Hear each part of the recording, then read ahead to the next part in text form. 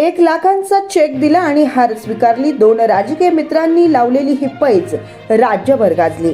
सोलापुरात काँग्रेसकडून प्रणिती शिंदे विरुद्ध भाजपकडून राम सातपुते अशी लढत झाली.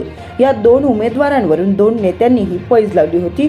या पैजेची शहरात एकच चर्चा होती.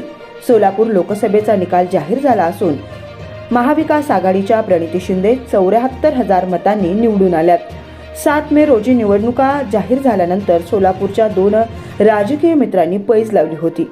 मनसेचे पदाधिकारी प्रशांत इंगळे आणि राष्ट्रवादी शरदचंद्र पवार युवक गटाचे पदाधिकारी प्रशांत बाबर यांनी निवडणुकीच्या निकालाआधी पैज लावली होती.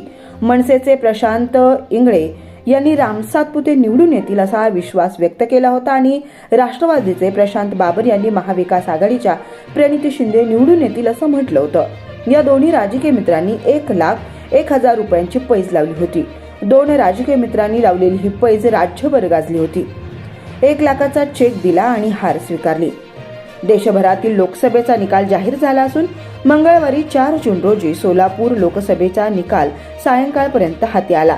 बुधवारी प्रशांत बाबर राष्ट्रवादी शरदचंद्र पवार आणि प्रशांत इंगळे मनसे या दोन्ही मित्रांची भेट झाली.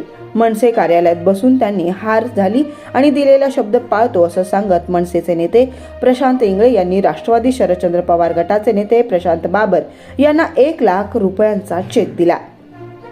सामाजिक कार्यात हा 1,00,000चा चेक वापरा. महाविकास आघाडीच्या नेत्या प्रणिती शिंदेंचा विजय झाल्यानंतर सोशल मीडियावर या पैजेबाबत चर्चा सुरू झाली. चर्चेला पूर्णविराम देत 2 राजकीय मित्रांची भेट झाली.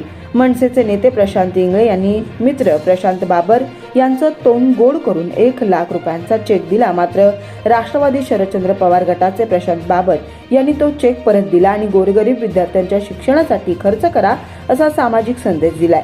राज्यभर गाजलेल्या या पैजेला त्यानंतर सामाजिक पूर्णविराम मिळाला आहे.